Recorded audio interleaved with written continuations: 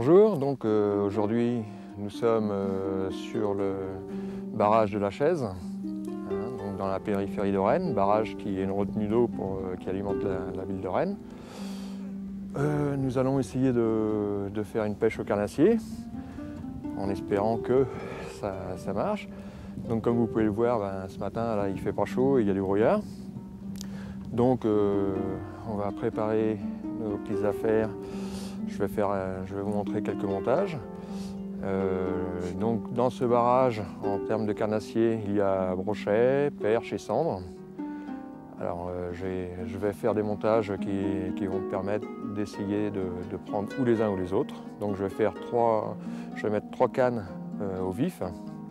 Et donc parallèlement, et pour essayer de se réchauffer un petit peu, je vais faire un petit peu de leurre. Donc je vous montrerai également quelques leurres qu'on utilise.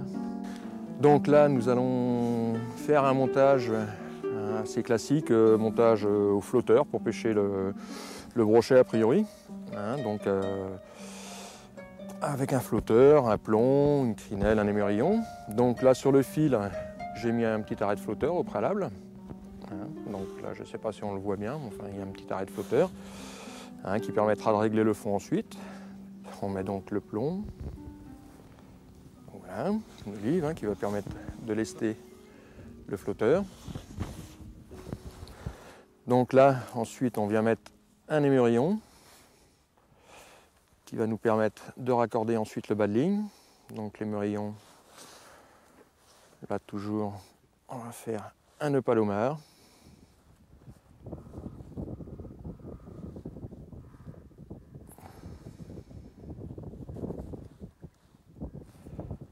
Je ne vais pas insister, mais il fait vraiment pas chaud.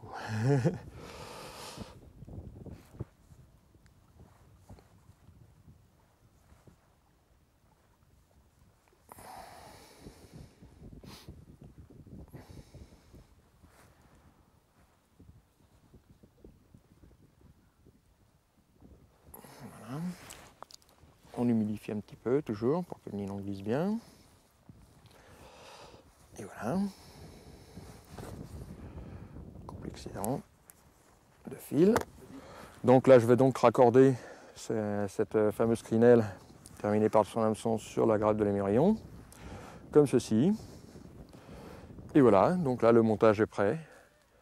Donc, en fonction de la profondeur de l'eau et de la tenue supposée des carnassiers, on va régler notre profondeur d'évolution du vif par le biais du fameux petit arrêt de flotteur qui coulisse sur le fil.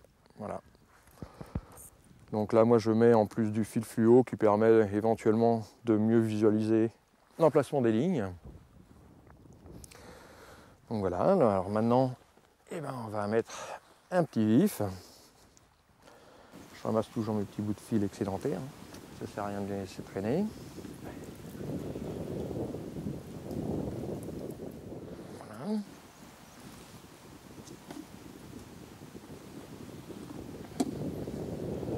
Donc là, c'est le moment le moins sympa pour le poisson lui-même. Donc il y a différentes façons d'attacher le vif. Moi, en général, je prends une des branches et je lui cloue les 2 lèvres, comme ceci, en ressortant par une des narines. Donc là, voilà, le vif est prêt. Donc il a été installé sur l'hameçon par une des branches, en lui clouant les 2 lèvres, comme j'ai expliqué. Voilà, il est prêt à être mis à l'eau et à pêcher. Donc autrement, parfois on peut accrocher le vif également au niveau de la dorsale, sous la dorsale. Ça, c'est une affaire de goût, puis ça dépend des vifs qu'on utilise. Le gardon, vaut mieux l'attacher par la tête, comme ça évite qu'il s'embrouille trop. Bon, en plus, vu qu'il n'est pas énorme, il est évident qu'il va mieux nager et mieux se promener en étant attaché comme ça.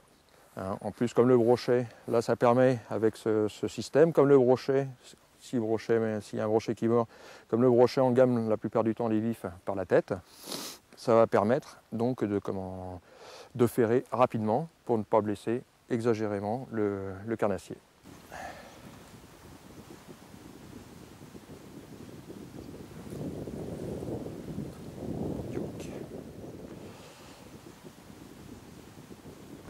Voilà, donc une fois la canne à l'eau, on va la poser sur un support, délicatement, comme ceci. Donc là, je vais ouvrir le pick-up du moulinet. J'ai mis un bas de ligne uniquement nylon, qui permet d'avoir une discrétion un peu plus importante et une liberté de mouvement pour le vif supérieure. Donc avec un petit hameçon simple, qu'on va piquer juste dans le nez du vif, comme on l'a vu précédemment. Montage plus discret, destiné éventuellement à la perche ou au cendre. Si c'est un brochet, il risque de couper le nylon, mais bon, ça c'est un risque qu'il faut savoir prendre. D'autant qu'en ferrant à la touche, des fois on a la bonne surprise de pouvoir prendre des brochets, même assez beaux, sans que ceux-ci coupent le nylon systématiquement. Donc on va refaire la même opération d'attache du vif. Hop.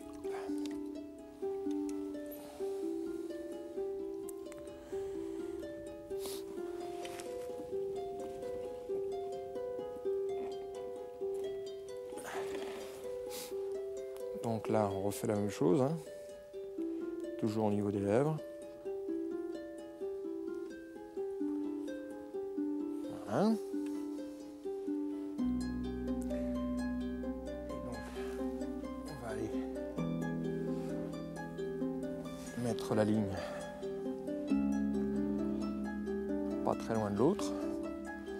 Donc ici, on est juste à la limite d'une pente douce et donc d'une cassure brutale au niveau de la roche, qui fait que ça peut être un poste intéressant. Les carnassiers sont obligés, quand ils viennent du large, de remonter, donc potentiellement de tomber nez à nez avec le vif, du moins c'est ce qu'on espère. Hop, voilà.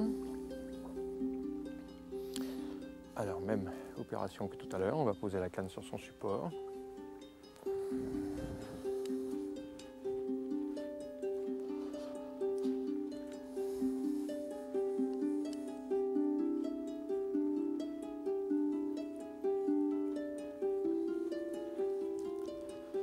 On ouvre le pick-up et on vient coincer le fil dans le run clip. La différence des élastiques, c'est que le run clip étant en plastique, il est imputrescible et on n'est pas obligé de le changer régulièrement. En plus, ça permet d'engager le fil plus ou moins profondément en fonction de la turbulence du vif, des conditions de vent, de courant, etc. Donc c'est un petit appareil qui est bien pratique. Il existe en différents diamètres qui s'adaptent sur quasiment toutes les cannes qui existent sur le marché. Donc une troisième canne qu'on va poser là à fond. Donc la différence de montage par rapport aux précédentes, c'est qu'il n'y a pas de flotteur. Donc ça va permettre de présenter un vif à fond que je vais mettre là très certainement sur le plat pour chercher peut-être un petit peu plus la perche qui viennent régulièrement chasser sur les bordures et sur les plats. Elles viennent, parce qu'a priori il y a encore des vifs en cette saison qui se promènent. Donc là toute la partie là n'est pas très profonde, il y a quelques petits herbiers. Donc il y a encore des vifs certainement qui se promènent par là. Et les perches font des raids régulièrement, venir chasser dedans. On va donc leur proposer un petit vif.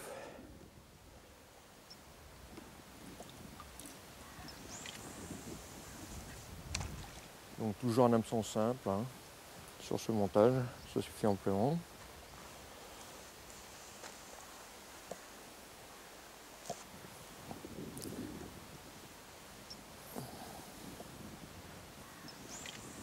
Donc, là, comme je l'ai dit, on va mettre ce petit vif. Voilà. Quelques mètres du bord. Donc là, a priori, connaissant un peu l'endroit, il doit y avoir à peu près 2 mètres de fond là où je viens de le placer. Donc de toute façon, à cause du vent qui ramène régulièrement vers la bordure, on va être amené à relancer régulièrement, du moins pour les cannes, enfin les montages du moins qui sont pourvus d'un flotteur.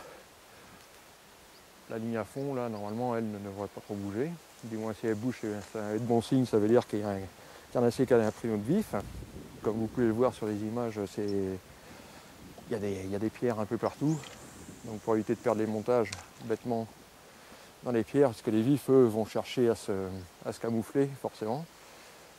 Donc je vais les remettre un petit peu plus au large, régulièrement.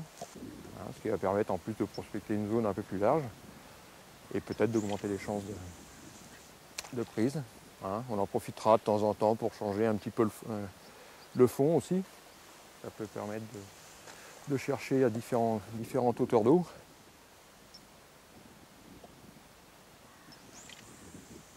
Je vais vous montrer quelques leurres qu'on va pouvoir utiliser.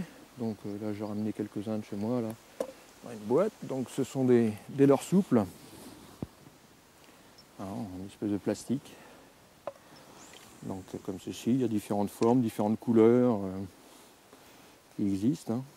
Donc après le choix appartient au pêcheur en fonction de ce qu'il sent, du moment, aussi de la profondeur d'eau et tout. Donc ce sont des leurres qu'on met à l'origine, ils sont présentés comme ceci. Et on vient, il y a différents montages possibles, hein, on vient les mettre éventuellement sur ce qu'on appelle des têtes plombées, comme ça. Donc au final, une fois monté, ça donne ce qu'on voit là. Donc comme je disais, différentes couleurs. Donc on peut aussi faire des montages qu'on appelle sur une monture Draco, comme cela. Voilà.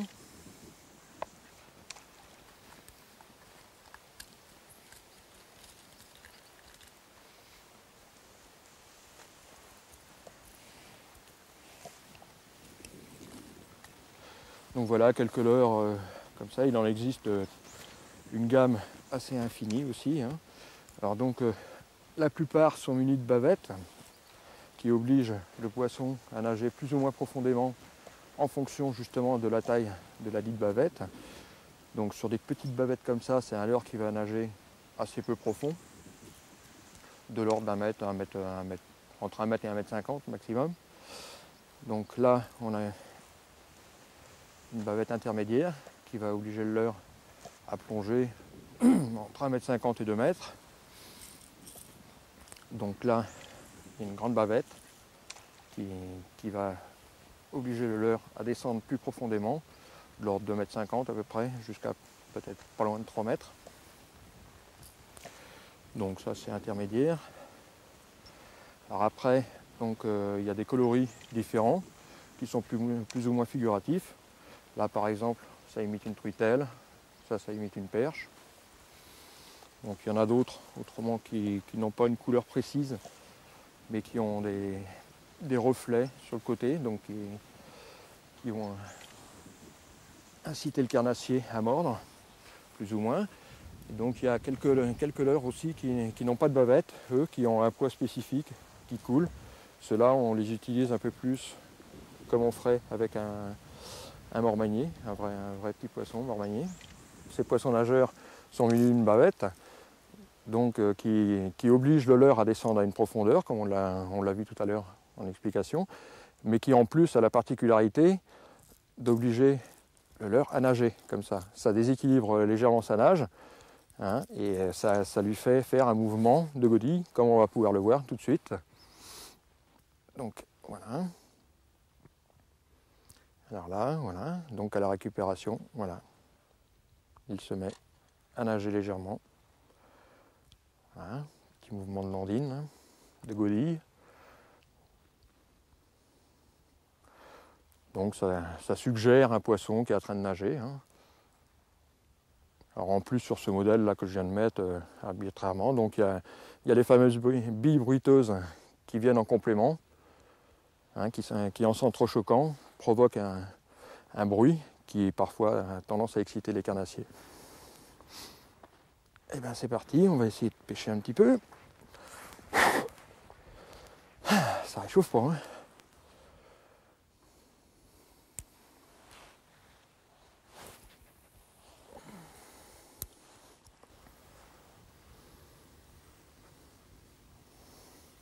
Donc là pareil, hein, toujours animation de façon à donner l'illusion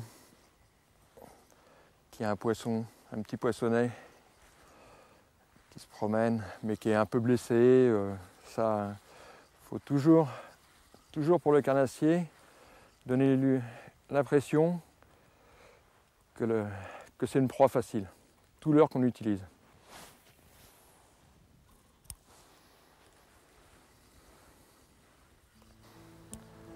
Donc en fait la pêche au leurre est une pêche assez basique, hein, puisqu'on fait que lancer et ramener, quoi, hein, donc en donnant des animations, du leurre bien sûr, mais bon c'est ça, c'est constamment lancer et ramener le leurre, en espérant qu'on traverse le poste de chasse d'un carnassier.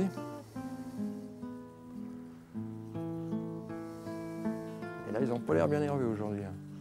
Ça doit être comme nous. Ils ne doivent pas avoir bien chaud. Donc apparemment, ils n'ont pas l'air d'être trop sur les plats, sur les endroits peu profonds.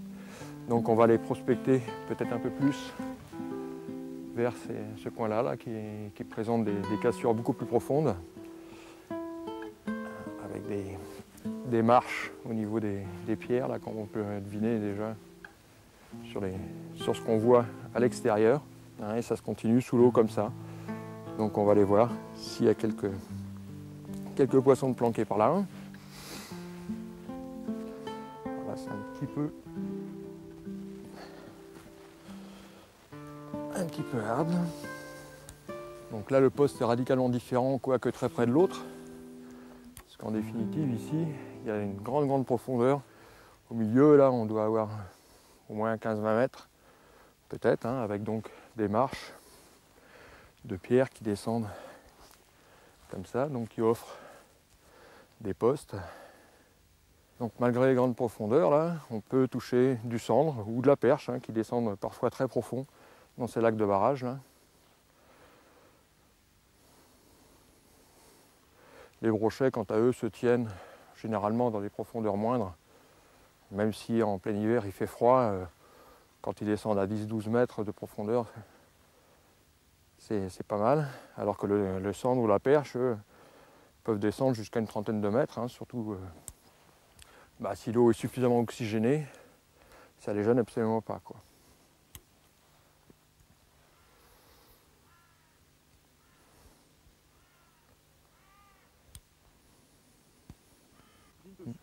Là j'ai une touche, ça y est.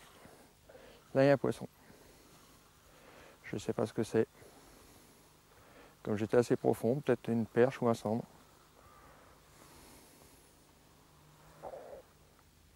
Et non, c'est un petit brochet.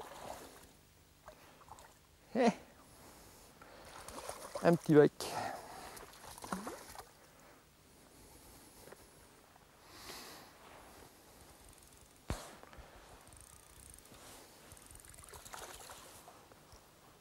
Donc comme tout bon pêcheur, j'ai pas pris l'épuisette. De toute façon j'en prends rarement. Je préfère prendre mes poissons à la main. Voilà.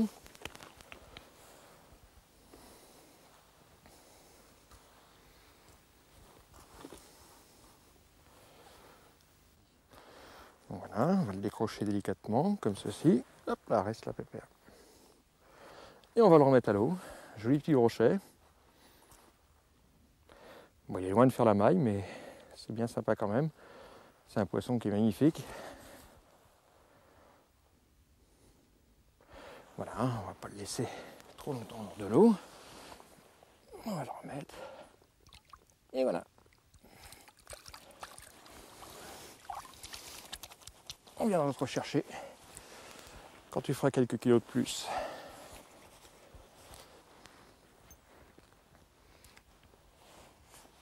Et ben ma foi, on va recommencer, hein. Tiens, en plus le soleil a l'air de vouloir faire une petite percée timide. Là, je vais mettre le même, mais plombé à 12. Ce qui va nous faire gagner un petit peu de temps au niveau de la descente. Donc en fait, là, je lance pas très loin, c'est volontaire, dans la mesure où la plupart des poissons sur ces secteurs-là se tiennent quand même près des bordures.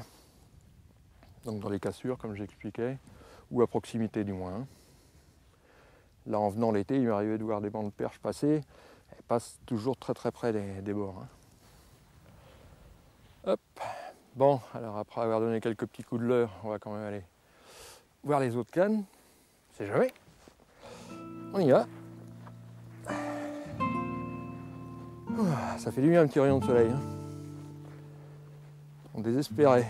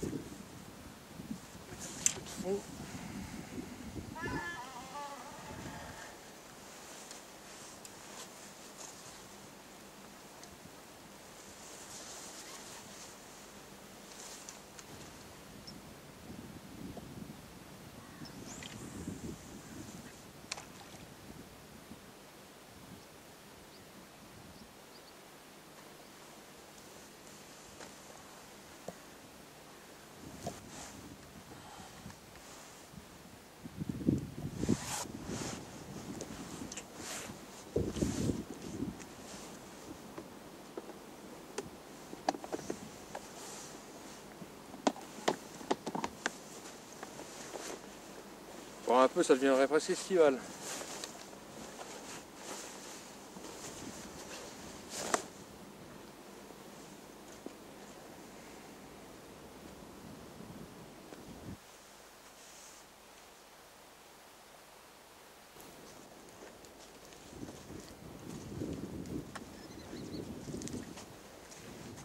Oui, effectivement. Hein. Là, on voit le vif a été attaqué. On voit bien les marques là. Coupure sur l'abdomen, ici. Il manque un bout de queue. Puis il est tout écaillé de partout là, donc apparemment, il y a quelqu'un qui est passé. Il a dû rester plus ou moins sur place parce que, en fait, ça n'a pas bougé beaucoup quand même. C'est bien dommage. On va en remettre un. Ouais, le problème de ces lacs de barrage là, c'est que, enfin comme un peu partout d'ailleurs, c'est que le poisson n'est pas uniformément réparti. Et il peut très bien y en avoir à certains endroits des quantités non négligeables, et puis après sur des centaines de mètres, ça peut être un désert complet, quoi. C'est un peu le problème. Hein. Donc en plus ce barrage là est non navigable, ce qui fait qu'on est obligé de le pêcher que du bord. Hein, sinon en bateau, surtout maintenant avec la nouvelle législation qui autorise le sondeur, bon, ça permettrait de repérer des coins un peu peuplés et donc d'augmenter un peu les chances de faire un poisson, quoi. Mais bon, en Ille-et-Vilaine, hélas, les lacs et étangs sont rarement navigables. En l'occurrence, celui-ci est complètement interdit à la navigation. Parce que comme je le disais au préalable, de toute façon, c'est une réserve d'eau potable pour la ville de Rennes, donc ils ont estimé qu'il ne fallait pas naviguer dessus. À l'origine, il n'y avait même pas le droit d'amorcer pour les pêcheurs qui venaient pêcher au cou, ni rien, c'est protégé, mais enfin bon, c'est ce qui fait que c'est un beau site aussi. C'est quand même chouette ici. Moi j'aime bien en tout cas.